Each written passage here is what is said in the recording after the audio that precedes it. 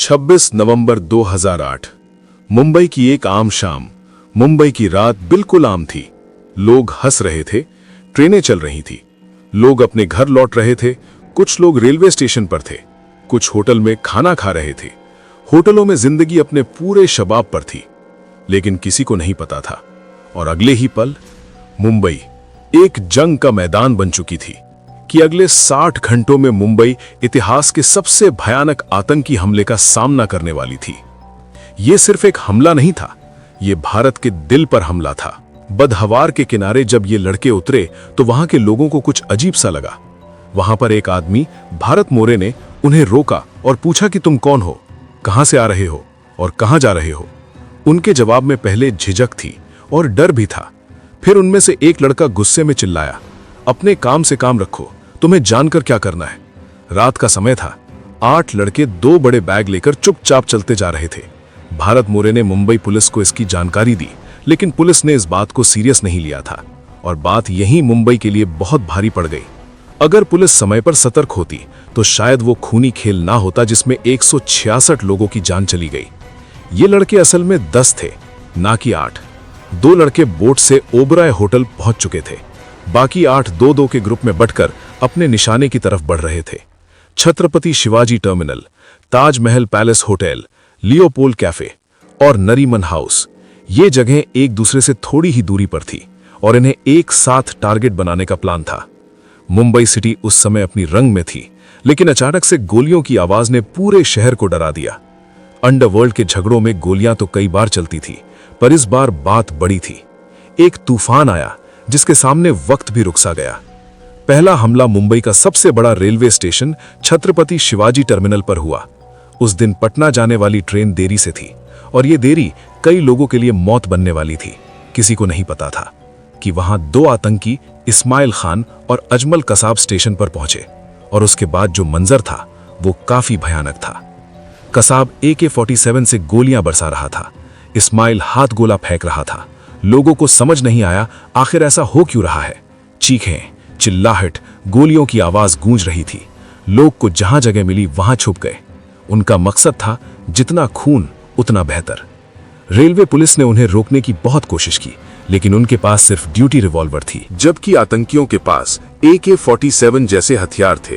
Police के जवान शहीद हो गए, पर एक रेलवे कर्मचारी विष्णु दत्ताराम ने अपनी जान की परवाह न करते हुए अनाउंसमेंट किया और लोगों को स्टेशन छोड़ने को कहा। उन्होंने अपने साहस से कई लोगों को बचाया, लेकिन आतंक इतना बड़ा था कि 1 घंटे में 58 लोग मारे गए और 104 लोग घायल हो गए। छत्रपति शिवाजी टर्मिनल पर गोलियां चल रही थीं। तभी पुलिस को खबर मिली, लेकिन वो कुछ कर पाती उससे पहले लियोपोल्ड कैफे पर भी हमला हो गया। 2 आतंकी शोएब और नाजिर वहां पहुंचे और वही मंजर दोहराया। कैफे में लोग अपनी शाम में रंगे थे। किसी को अंदाजा नहीं था कि ये उनकी आखिरी रात हो सकती है। गोलियां चली, कैफे खून से भर गया। लियोपोल्ड विदेशियों के लिए भी मशहूर था, इसलिए ये निशाना बना। कई विदेशी और हमारे देश के कई लोग मारे गए। 2 हमलों के बाद भी आतंक नहीं रुका। अगला निशाना ताजमहल पैलेस होटल बना। हमले की प्लानिंग इतनी गहरी थी कि जब आतंकी वहां पहुंचे तो होटल के ज्यादातर कमरे बुक्ड थे। यूरोपियन पार्लियामेंट के प्रतिनिधि और गौतम अडानी भी वहां थे। अडानी मीटिंग खत्म करके जाने वाले थे, लेकिन उनके मैनेजर का फोन आया और वो एक और मीटिंग के लिए रुक गए। 2 आतंकी हाफिज और जावेद होटल के गेट से अंदर घुसे और फिर गोलियां चली। बम के धमाके हुए और ताज जंग का मैदान बन गया। अडानी को किचन के रास्ते बेसमेंट में ले जाया गया, जहां वो पूरी रात भर रहे और फिर सुबह मार्कोस कमांडोज ने उन्हें निकाल लिया। अब अडानी तो बच गए थे, लेकिन हजारों लोगों की जान खतरे में थी। आतंकियों ने पहले गार्ड को मारा, फिर ग्राउंड फ्लोर पर कुछ लोगों को मार दिया, उसके बाद कुछ को बंधक बना लिया। वो सीढ़ियों के रास्ते ऊपर बढ़े। आतंकियों का प्लान था बड़े और रिच लोगों को बंधक बनाना, ताकि सरकार से सौदेबाजी की जा सके। वो 5वीं मंजिल पर बिजनेस सेंटर गए, पर जब कोई बड़ा शख्स उन्हें नहीं मिला तो 6ठी मंजिल पर रूम 520 को उन्होंने कंट्रोल सेंटर बनाया। इस कमरे में एक पुराने बैंक चेयरमैन के KR राममूर्ति छुपे हुए थे। वो बाथरूम में थे, लेकिन आतंकियों ने दरवाजा तोड़कर उन्हें बंधक बना लिया। ताज पर हमले के साथ वायल पार्ल और वादी बंदर में टैक्सी में भी बम धमाके हुए। आसपास की इमारतों में आग लग गई और कई लोग मारे गए। ताज में जब 2 आतंकी कंट्रोल रूम बना रहे थे तो तभी उनके 2 साथी नाजिर और शोएब वहां पहुंचे और उन्होंने अंधाधुंध गोलियां चलाते हुए कई लोगों को मारा और 4 लोगों को बंधक बनाकर उन्हें रूम नंबर 520 में ले गए। अब कमरे में 4 आतंकी और 5 बंधक थे। एक आतंकी फोन पर बात कर रहा था, दूसरा बंधकों की आइडेंटिटी चेक कर रहा था। कोई बड़ा नाम न मिलने पर उन्होंने कमरे में आग लगा दी और दरवाजा बंद करके वहां से निकल गए। बंधकों ने एक दूसरे को आजाद किया और नीचे उतरकर अपनी जान बचा ली। ताज में अब तक 31 लोग को मार दिए थे। इसी दौरान नरीमन हाउस पर नाजिर और बाबर इमरान ने कब्जा कर लिया। ये यहूदी केंद्र था जहां रब्बी गैब्रियल होल्ट्सबर्ग, उनकी पत्नी रिवका और बेटा मोशे रहते थे। आतंकियों का मकसद इन्हें बंधक बनाकर इजराइल से सौदेबाजी करना था ताकि भारत इजराइल रिश्ते तोड़े जा सके। उन्होंने गैब्रियल और रिवका पर इजराइल के दूतावास से बात करने का दबाव बनाया, पर जब बात नहीं बनी तो नारीमन हाउस को खून से रंग दिया, जिसमें गैब्रियल, उनकी गर्भवती पत्नी और 7 और लोग मारे गए। आतंकियों का 5वां ग्रुप अब्दुल रहमान और फहदुल्ला ओबेरॉय होटल पर पहुंच चुका था। पहुंचते ही उन्होंने लॉबी में गोलियां चलाईं। कई लोग भाग निकले, पर आतंकियों ने स्टाफ के 2 लोग जॉर्डन और प्रदीप को बंधक बना लिया। जॉर्डन से उन्होंने पर्दों में आग लगाने को कहा, पर उसके हाथ कांपने लगे, जिससे गुस्से में आतंकी ने जॉर्डन को मार दिया। जिसके बाद प्रदीप ने आग लगाई, फिर चालाकी से कहा कि वीआईपी ऊपर होंगे, लिफ्ट से जाना होगा। लिफ्ट खुलते ही प्रदीप ने चकमा दिया और नीचे चला गया। आतंकी गुस्से में चारों तरफ गोलियां बरसाने लगे। इस हमले में 30 से ज्यादा लोग मारे गए। एक साथ इतने हमले देखकर महाराष्ट्र पुलिस बेबस हो गई। पहले उन्हें यह गैंग वॉर लगा, पर जल्दी समझ आ गया कि यह कोई बड़ा आतंकी हमला था। एटीएस चीफ हेमंत करकरे ने अपनी टीम के साथ आतंकियों का पीछा किया। वो सीएसटी पहुंचे, पर वहां पर सब खत्म हो चुका था। तभी खबर मिली कि 2 आतंकी कामा हॉस्पिटल के पास है। करकरे ने गाड़ी वहां मोड़ दी। उनके साथ अशोक कामटे, विजय सालकर, अरुण जाधव और 3 सिपाही थे। गाड़ी हॉस्पिटल के पास पहुंची, तभी कसाब और इस्माइल ने गोलियां बरसा दी। पुलिस ने भी जवाब दिया। कसाब के हाथ में गोली लगी, पर आतंकियों का हमला काफी तेज था, इतना तेज कि गाड़ी चलती हुई निकल गई। गोलियां रुकने पर आतंकियों ने चेक किया कि कोई जिंदा है या नहीं, लेकिन करकरे, कामटे, सालकर शहीद हो गए। आतंकियों ने उन सब की लाशें उतारी और गाड़ी लेकर वे मालाबार हिल निकल पड़े, लेकिन गाड़ी के टायर पंक्चर हो गए तो वो गाड़ी के टायर बदलने लगे। तभी अरुण जाधव, जो जिंदा थे, ने कंट्रोल रूम को फोन किया, आतंकियों के जाने की दिशा बताई, जिसके बाद पुलिस चौकस हो गई। आतंकी घेरे में आ चुके थे, लेकिन उन्हें जब भागने का रास्ता नहीं दिखा तो उन्होंने बैरिकेड तोड़ने की कोशिश की, पर पुलिस के सामने ना टिक पाए। गोलियां रुकने पर पुलिस को लगा दोनों मारे गए, पर कोई आगे नहीं गया। तब तुकाराम ओबले आगे आए। एक आतंकी उठा और ओमले ने उसकी बंदूक पकड़ ली, लेकिन तभी आतंकी ने गोलियां ओमले पर चला दी, जिससे कि तुकाराम ओमले वहीं अपनी जान गंवाई, लेकिन उनकी वजह से कसाब जिंदा पकड़ा गया। अब 8 आतंकी बचे थे, लेकिन सोचने वाली बात यह है कि आखिर ये हमले क्यों हुए। दरअसल 1992 में बाबरी मस्जिद ध्वस्त होने के बाद भारत में दंगों की आग काफी भड़की थी। कई आतंकी ग्रुप मौका तलाश रहे थे। 1993 में मुंबई में 12 बम धमाके हुए, जिनमें 257 लोग मारे गए। इन्वेस्टिगेशन में पता चला कि आरडीएक्स समुद्री रास्ते से आया था, जिसके बाद समुद्री सुरक्षा बढ़ी, पर 2006 में नेवी ने पेट्रोलिंग रोक दी, जिससे आतंकियों को मौका मिल गया। पाकिस्तान में लश्कर-ए-तैयबा का हाफिज सईद बड़ा हमला प्लान कर रहा था। उसने दाऊद गिलानी, जो अमेरिका में ड्रग्स का काम करता था, उसको चुना।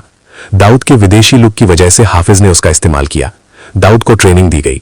उसने अपनी पहचान डेविड हेडली के नाम से बना ली। उसने मुंबई आकर हर जगह की रेकी की। अपने दोस्त तहव्वुर राणा की वीजा कंसल्टेंसी के जरिए उसने मुंबई में ब्रांच खोली ताकि आना जाना आसान हो सके। हाफिज ने इस जानकारी से हमले की प्लानिंग की, जिसके बाद हाफिज ने जाकी और रहमान लखवी को 10 लड़कों को चुनने का जिम्मा दिया। उसने 32 लड़के चुने जो घर से भाग गए थे, ताकि उनका दिमाग आसानी से बदला जा सके। मजहब के नाम पर उन्हें उकसाया गया। ट्रेनिंग 3 हिस्सों में हुई, दौरे अम्मा, दौराए साफा और दौराए खासा। ट्रेनिंग बहुत कठिन थी। कई लड़के बीच में ही भाग गए। सिर्फ 15 बजे। इनमें से 10 को चुना गया। उन्हें बंदूक, फोन, नक्शा और पैसे दिए गए। सितंबर 2008 में हमला करना था, लेकिन दिल्ली ब्लास्ट के बाद उसे रोक दिया गया, जिसके बाद अक्टूबर में फिर से ट्रेनिंग शुरू हुई, जिसमें तैरना और बोट चलाना सिखाया गया। उन्हें मराठी बोली सिखाई गई, मुंबई के जैसे कपड़े पहनाए गए और उनके हाथ में कलावा बंधवाया गया। 22 नवंबर को उन्हें एक जहाज में बिठा दिया गया। फिर उन्हें अल हुसैनी बोट में शिफ्ट किया गया, जिसमें हथियार रखे थे। रास्ते में एक भारतीय शिप कुबेर उन्हें मिला। आतंकियों ने उसके 3 क्रू मेंबर्स को मार दिया और कैप्टन अमर सिंह को मुंबई ले जाने को कहा। जब मंजिल दिखी तो बाद में उसे भी मार दिया गया। 26 नवंबर की शाम ये लोग मुंबई पहुंचे थे। मुंबई हमले के बाद भारत सरकार ने जंग लड़ी। अमेरिका ने अल हुसैनी के कोऑर्डिनेट्स दिए थे, पर कोई एक्शन नहीं हुआ। इस गलती की खगी कीमत मुंबई को चुकानी पड़ी। कसाब जिंदा पकड़ा गया और ताज, नरीमन, ओबरॉय जैसे महाराष्ट्र सरकार ने तुरंत एक्शन लिया और सेंट्रल गवर्नमेंट से मदद मांगी। एनएसजी को भेजने में देरी इसीलिए हुई क्योंकि उनके लिए एयरक्राफ्ट समय पर नहीं मिला। तब तक मार्कोस यानी नेवी के कमांडोज भेजे गए। मार्कोस 27 नवंबर की रात को मुंबई पहुंचे और ताज और ओबेरॉय की जिम्मेदारी ली। उनका पहला काम था बंधक बनाए गए लोगों को बाहर निकालना। ताज होटल का नक्शा उन्हें दिया गया था, लेकिन ज्यादा मदद नहीं मिली क्योंकि आतंकियों की एग्जैक्ट लोकेशन का पता नहीं था। टीवी पर मीडिया मार्कोस की हर हरकत लाइव दिखा रहा था, जिसका फायदा आतंकियों के हैंडलर उठा रहे थे। वो उन्हें हर मूवमेंट की जानकारी दे रहे थे। फिर मार्कोस ने जवाबी कार्रवाई की और ताज से 150 लोगों को और ओबेरॉय से 200 लोगों को सुरक्षित बाहर निकाला। सुबह एनएसजी के 200 कमांडोज भी मुंबई पहुंचे और जिसके बाद ऑपरेशन ब्लैक टॉर्नेडो की शुरुआत हुई। ओबेरॉय होटल में कलोनल बीएस राठी की लीडरशिप में टीम अंदर गई। जब वो 19वीं मंजिल तक पहुंचे तो आतंकियों ने उन पर गोली चला दी। ताज होटल में कर्नल सुनील शरण के नेतृत्व में मेजर संदीप उन्नीकृष्णन ने स्टेयरकेस के रास्ते से हमला किया। आतंकियों ने तेज गोली चलाई, जिसमें कमांडो सुनील कुमार घायल हो गए।